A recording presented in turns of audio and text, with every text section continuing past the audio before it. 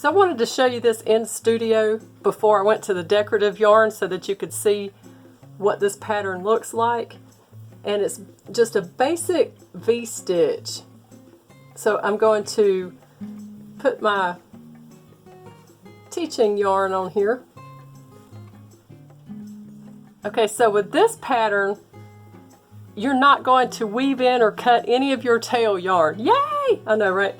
Okay, so you start with, and it's going to grow like a triangle, and we're starting at the bottom point. So you're going to chain 5.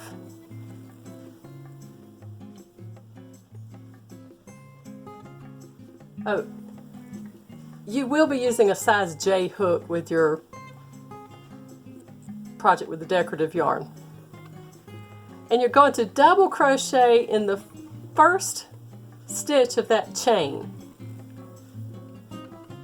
And that is our first V-stitch created.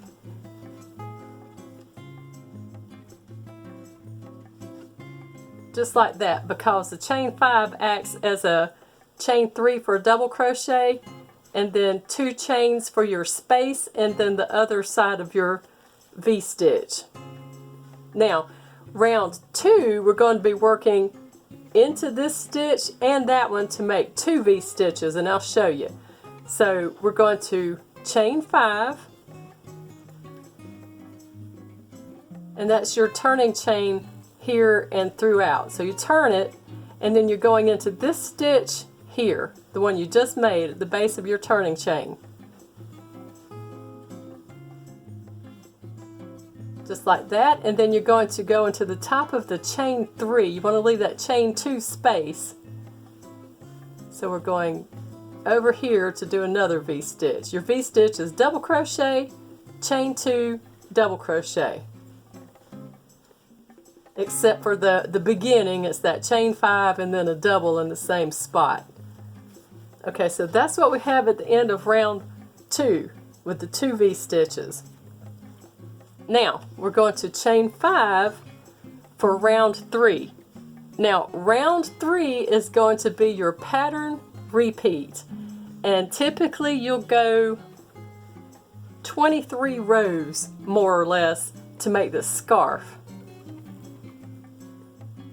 Alright, then we're going to turn it. We're going to put a double in the base of that chain 3, right there.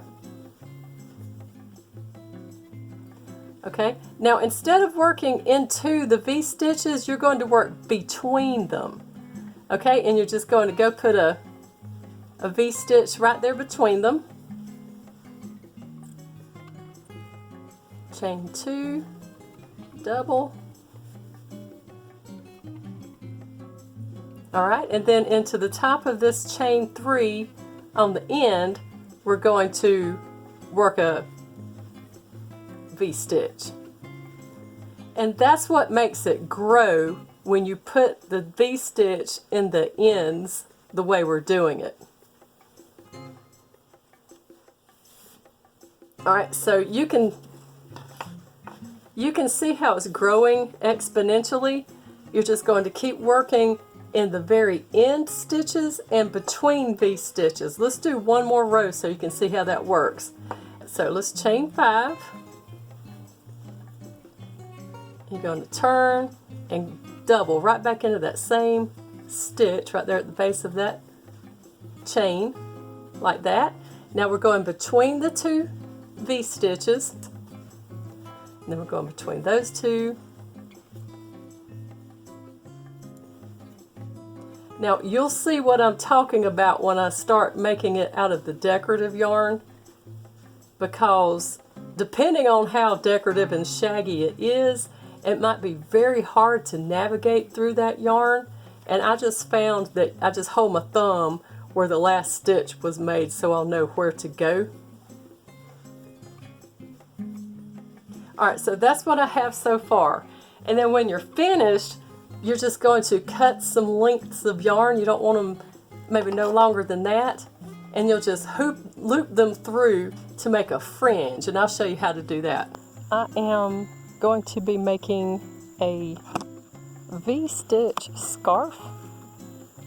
And I have this Bernat boa yarn. I don't even think they make this anymore. It was in my stash, but it was what was called an eyelash yarn. Now you don't have to use this. You can use any kind of frilly, fuzzy yarn that you can find, and it'll work great. And I have a size J hook, and I am working off of a pattern that I wrote many years ago. So this is what I ended with. I can't zoom out here. I've got my phone on a stand. That's as far as it'll go. But it worked out really good. So now what we're going to do, and look, you don't even have to tuck anything in. And I'll show you why here in a minute. And your tail yarn down here. Alright, so we are going to cut some little streamers. So I have cut these into 10-inch lengths. So the first thing you want to do is count up how many of these you have and divide them in half. That way you won't start putting them on your scarf and run out going down one side. So this is how you join them. So you fold it in half, like so. And you're going to attach them evenly. And the way that I do that is there's one on the corner, and then you put one in the middle, and then you just keep putting it in the middle. I'm just going to pick the middle. I'm going to put my hook right through there. I'm going to put my hook through the middle of that, and I'm going to pull it through. Like so. Then I put my hook back in there, and I pull those streamers through my little loop. Just like that. It's kind of just like a simple overhanded little knot. And you want to make sure that they're as even as they can get. There we go. Alright. So the next one I'll put here, and then I'll put some here. And so you see how that's working. This is how it ends up looking. And I just fasten it in the back with a safety pin.